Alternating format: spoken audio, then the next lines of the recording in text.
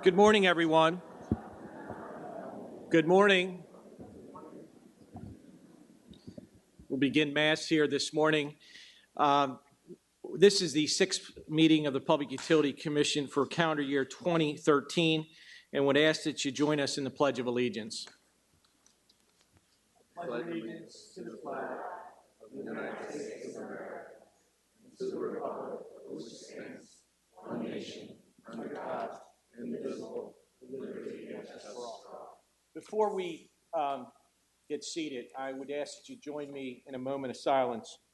We lost one of our team members here at the Commission, Janine Snyder, an employee with the Bureau of Technical Utility Services, passed away on March the 26th at the age of 48.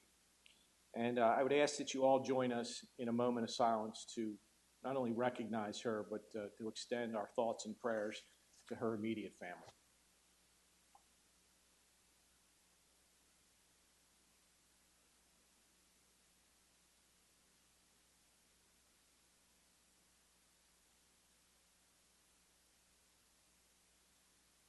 Thank you.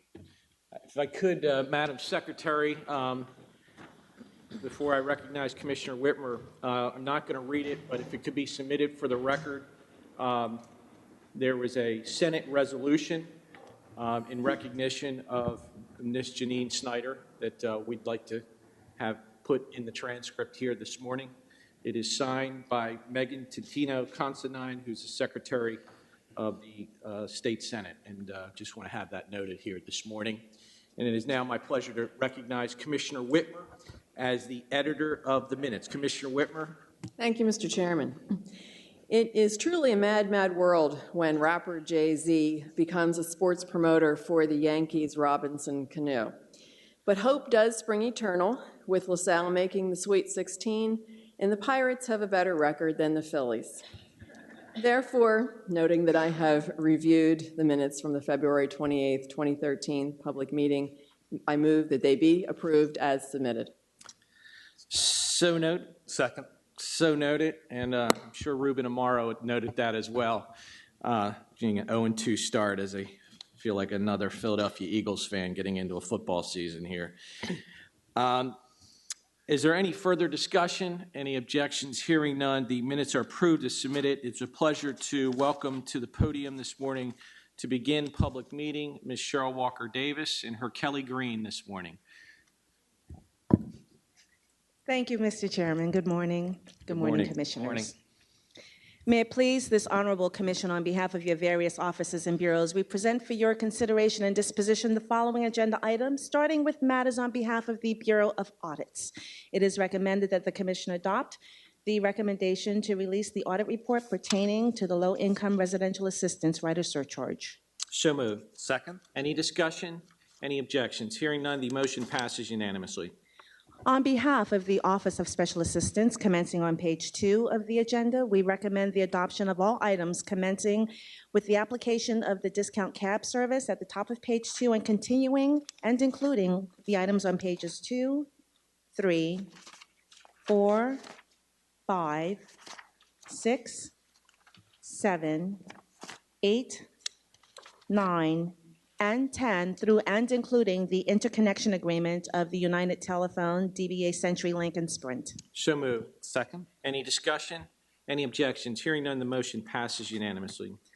On behalf of the Bureau of Technical Utility Services, it is recommended that the Commission adopt the items commencing on page 11 with the recommendation pertaining to the application of Neon Connect, Inc. and continuing and including the items on pages 11, 12, 13, 14, 15, 16, and 17 through and including the letter notification of the West Penn Power Company regarding the McCalmont Bull Creek Junction transmission line tap. So moved. Second.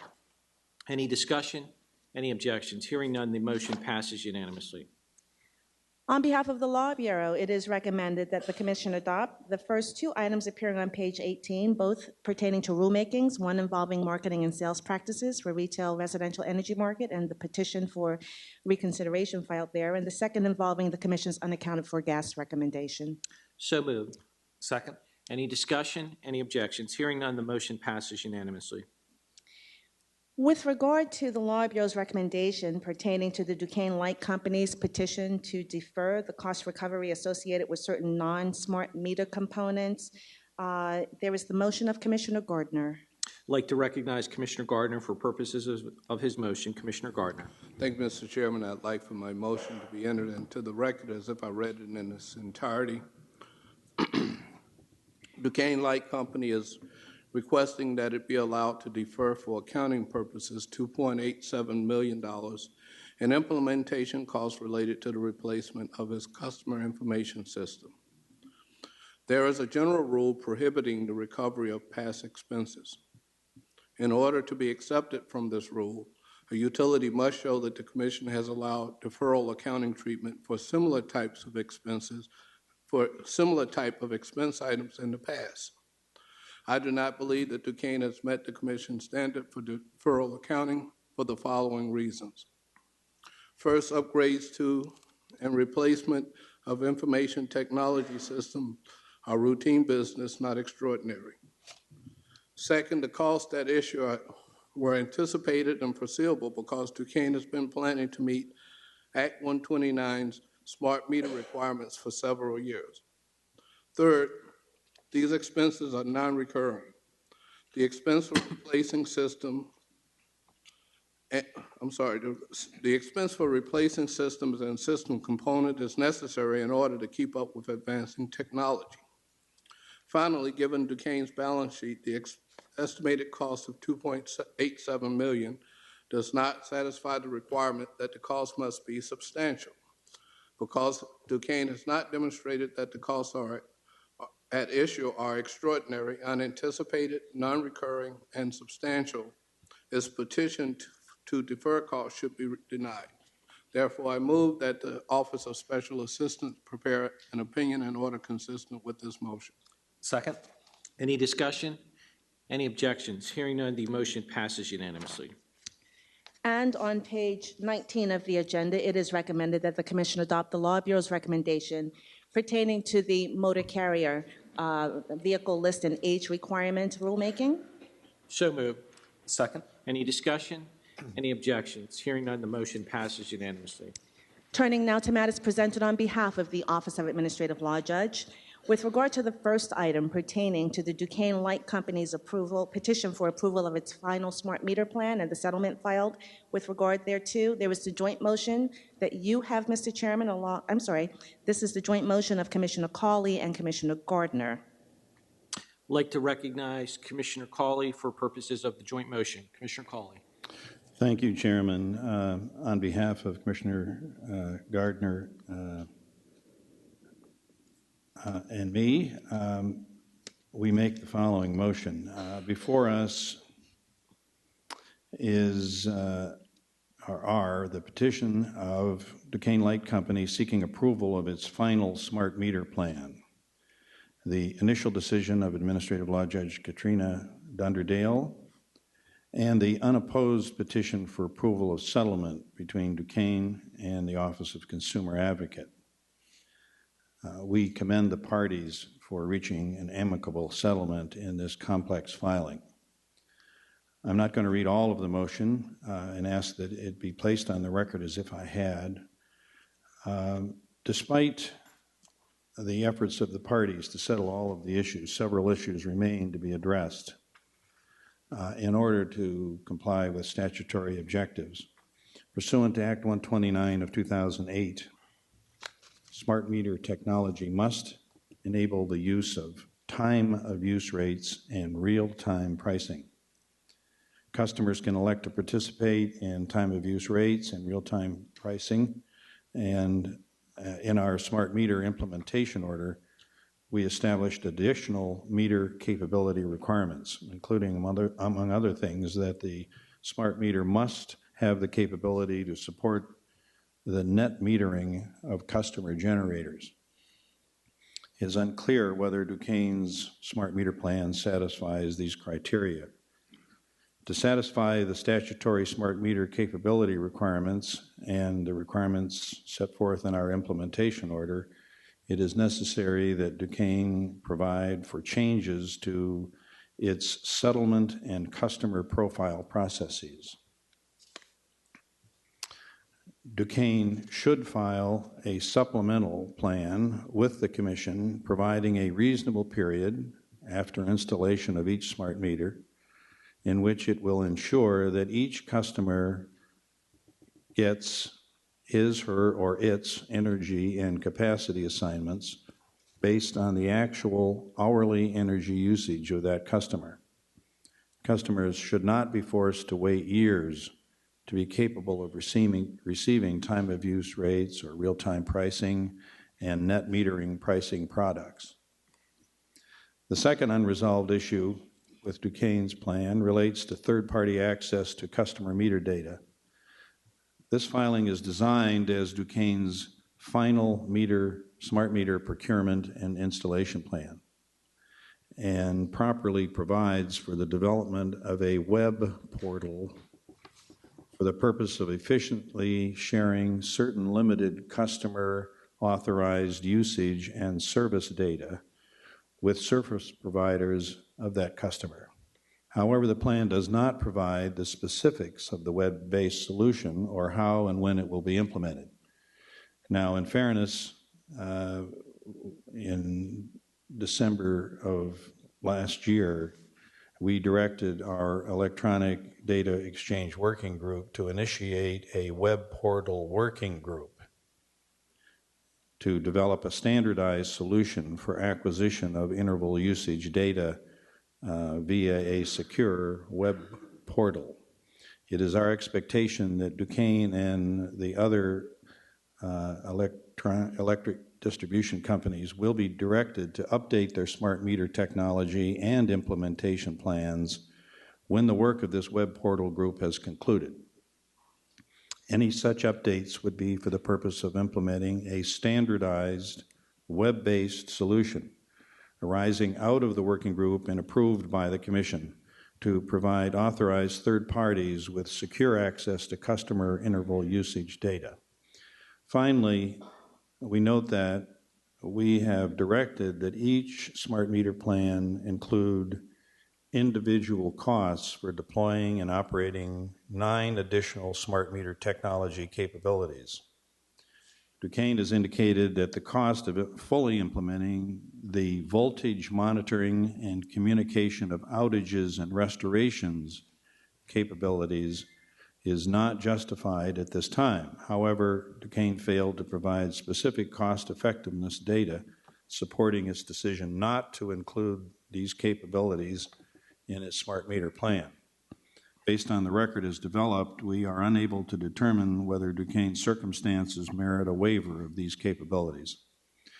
Therefore, Commissioner Gardner and I move that the Office of Special Assistance prepare an order consistent with this motion and that Duquesne Light make a compliance filing within 90 days specifying its proposed changes to settlements and profile processes and providing data supporting whether or not inclusion of the voltage monitoring and communication of outages and restorations capabilities are cost effective.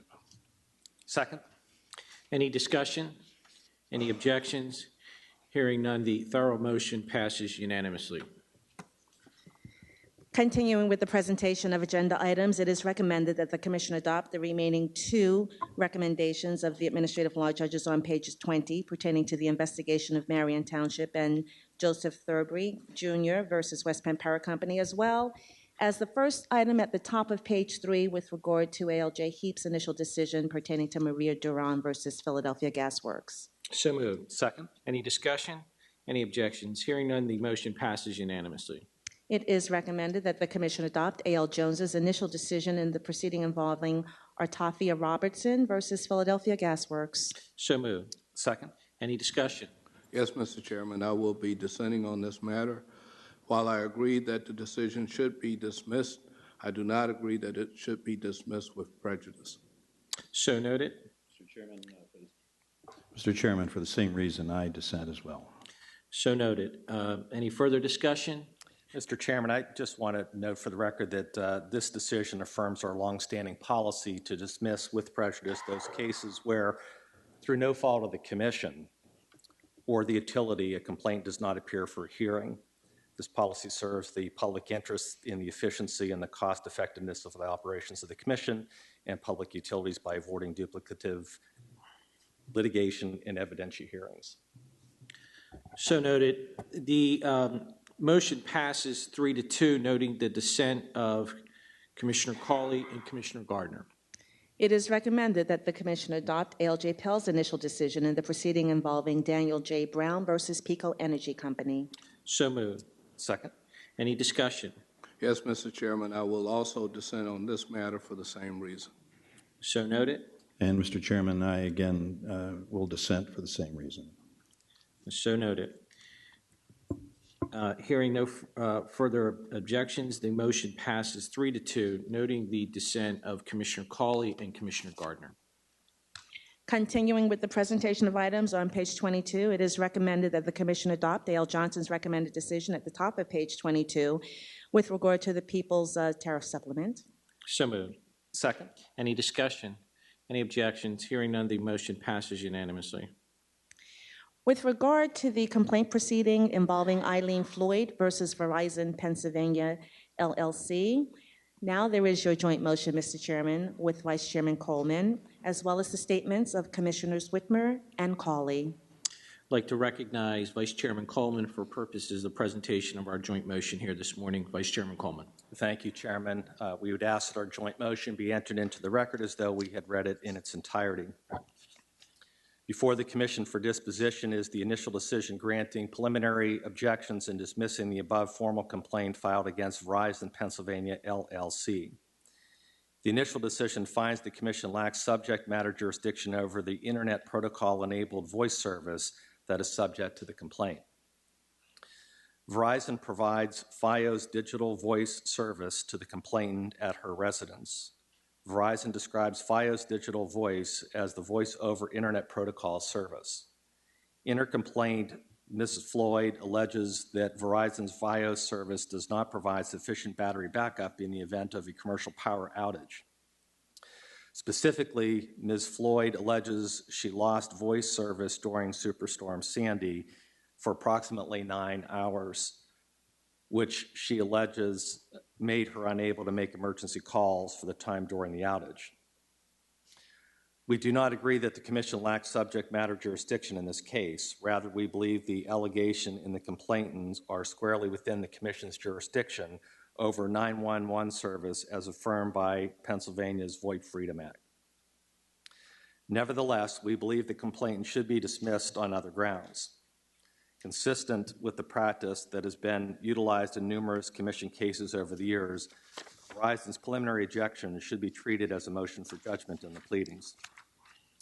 A motion for judgment on the pleadings is properly granted when the pleadings show that there was no genuine issue of material fact and that the moving party is entitled to judgment as a matter of law. The admitted facts are that the complainant had the ability to make a 911 call during the power outage in question. Moreover, the Commission cannot grant the remedies requested in the complaint. Therefore, Verizon is entitled to judgment as a matter of law, and the complaint should be dismissed. I note that our decision to dismiss prior to hearing is based on unique facts and circumstances in this particular case. Clearly, the ability of all Pennsylvania citizens to be able to make a 911 call when an emergency arises is critically important. Therefore, we would be remiss if we do not emphasize the importance of FiOS digital voice customers knowing about the potentially life-saving reserve power feature that enables the customer to make a 911 call during an extended outage and how it works. Therefore, upon signing up for FiOS digital voice service, customers should be fully informed about the battery backup unit, its extended emergency calling capability, and how the customer can make a 911 call during a prolonged commercial power outage by using the battery emergency usage button.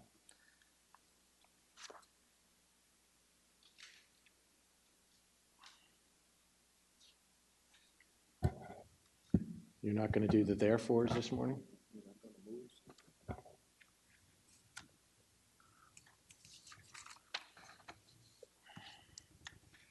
Thank you, Mr. Chairman. Therefore, we move that the initial decision be modified consistent with this joint motion. The Commission's Office of Special Assistance draft an appropriate order consistent with the joint motion. Second. And I'd like to recognize Commissioner Cawley for purposes of his statement. Thank you. Thank you, Chairman. I ask that my statement be placed in the record as if I had read it in its entirety.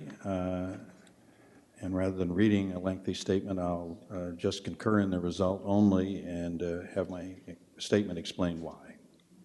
So noted. And I'd like to recognize Commissioner Whitmer for purposes of her statement. Commissioner Whitmer. Thank you, Mr. Chairman.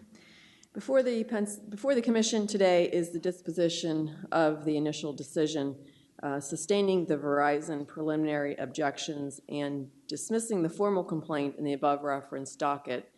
And I'd like my statement to be entered into the record as if I'd read it in its entirety. Ms. Floyd's complaint indicates her concerns with the capabilities of 911 service when there is a prolonged commercial power outage. As reflected by the Chair and Vice Chair's joint motion, which I wholeheartedly support, the Commission is dismissing the formal complaint in this docket. At the same time, we've reminded Verizon that it needs to better educate its customers on the capabilities of its Fios digital voice service to ensure that customers who subscribe to that service know how to make a 911 call during a prolonged commercial power outage. However, I have additional concerns about the obligations of all telecommunications carriers to educate their consumers about the capabilities of making a 911 call if an emergency situation arises. It's imperative that all Pennsylvanians be able to successfully make a 911 call to seek help when an emergency arises. In order to achieve this goal, Verizon, as well as all telecommunications providers, must educate their customers on the mechanics of reaching 911, especially during a prolonged power outage and as consumers adopt new and different technologies.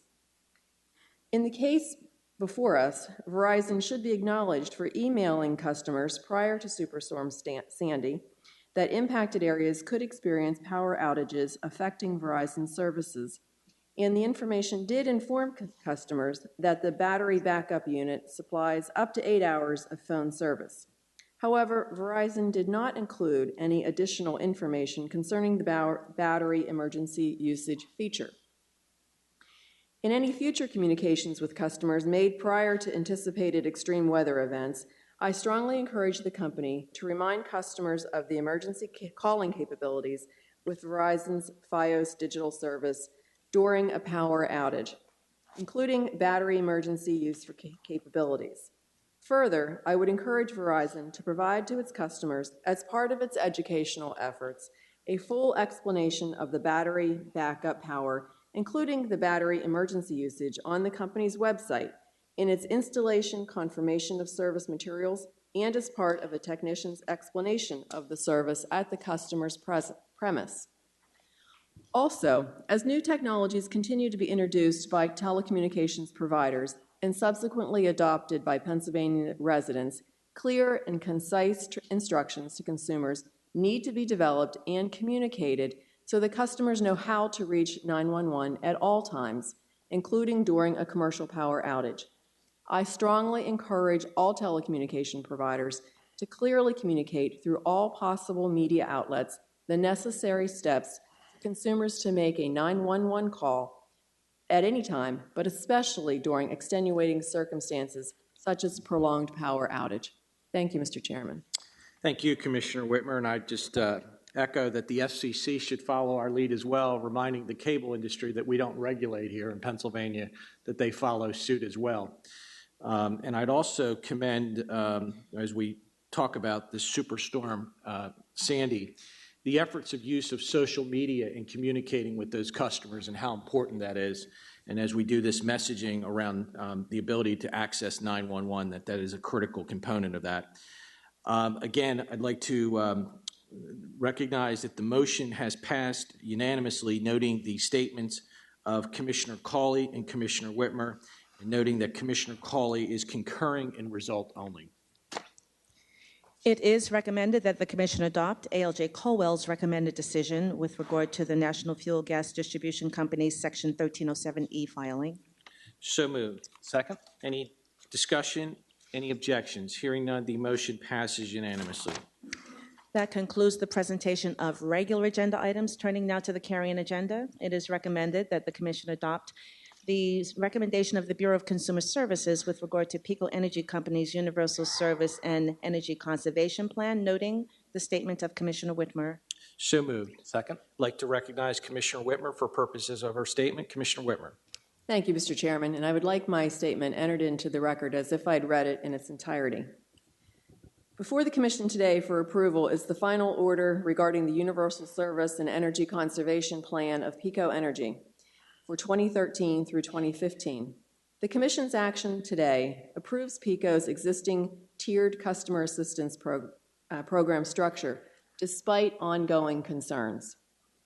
In its analysis of PECO's performance under its current Universal Service and Energy Conservation Program, both PECO's third-party evaluator and the Bureau of Consumer Services found several potential areas of concern and potential deficiencies inherent in PECO's CAP program administration, resulting in customer unaffordability, confusion, and misunderstanding.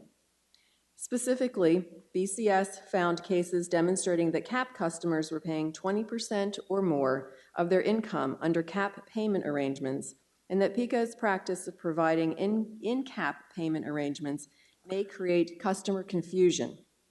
In addition, PECO's program design led to the accrual of $25 million in arrearages that the company decided to simply forgive rather than attempt to recover. If the current structure is left in place, similar arrearages may build again. Such a track record creates a significant concern for me in approving PECO's current Universal Service Energy Conservation Program design going forward. Unfortunately, the parties did not present viable alternatives that are readily available to us. While PECO's alternative proposal to double the amount of tiers may lead to some modest gains in affordability, I believe they will also further exacerbate the customer confusion already engendered by the current tier structure. Although I am very intrigued by the fixed credit percent of income program option offered by the Office of Consumer Advocate, because it appears to be similar to programs offered by retail suppliers in other states, I agree that the record needs to be more fully developed to further examine whether this alternative could address some of the recurring issues that presently exist in PECO's current Universal Service Energy Conservation Program. Absent other currently viable alternatives, I will reluctantly vote in favor of the order before us today. However, I fully expect PECO will take advantage of the additional time to develop a cap structure proposal that both increases affordability and reduces customer confusion. I further note that this commission first recommended that PECO move to a PIP structure in 2000, and that significant concerns were raised about PECO's tiered program at each subsequent submittal, including those of PECO's third-party evaluator, raising concerns about the affordability of PECO's CAP program. The existing approach employed by PECO is untenable in the long term. Thank you, Mr. Chairman. Thank you, Commissioner Whitmer. Any further discussion?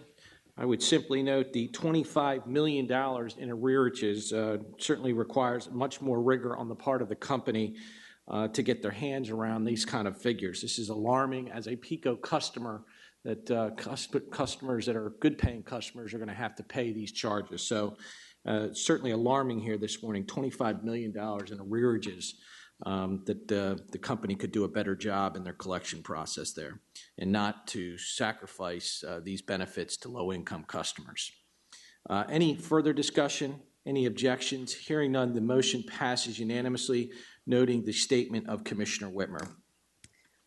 On behalf of the Director of Regulatory Operations, following the Commission's action on default service plans for the First Energy companies last year, the Commission referred an issue to the Director of Regulatory Operations, Office of Competitive Market Oversight, involving customer data availability for electric generation suppliers. It is recommended that the Commission adopt and approve the issuance of a secretarial letter containing a summary of the information provided as well as guidance.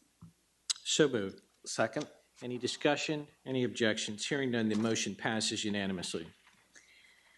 Continuing with carry-in agenda items on page 2 of the carry-in agenda, it is recommended on behalf of the Office of Special Assistance that the Commission adopt the recommendation with regard to the PECO Energy Company petitions for reconsideration in the default service plan proceedings. So moved. Second. Any discussion? Any objections? Hearing none, the motion passes unanimously. It is recommended that the Commission adopt the final order with regard to the Commission's reconsideration of the retail opt-in programs. So moved. Second. Any discussion? Any objections? Hearing none, the motion passes unanimously. On page 3 of the carry-in agenda, it is recommended that the Commission adopt on behalf of the Office of Special Assistance the recommendation with regard to Service Electric Telephone Company in South Canaan. So moved. Second. Any discussion? Any objections? Hearing none, the motion passes unanimously. And on behalf of the Law Bureau, it is recommended that the Commission adopt the recommendation with regard to noting the Commission's notational, the order adopted by notational vote with regard to the Sunoco pipeline application. So moved. Second. Any discussion? Any objections? Hearing none, the motion passes unanimously. Before we adjourn our public meeting here this morning, I'd like to express a special recognition to our newly appointed small business advocate, someone that many of us have known who served with distinction in the Pennsylvania General Assembly. I almost called him State Representative John Evans. He's not State Representative John Evans anymore. He's Pennsylvania's small business advocate. And it is with great pleasure that my colleagues and I join you, John. If you could stand to be recognized and to be congratulated, and wish you all the best.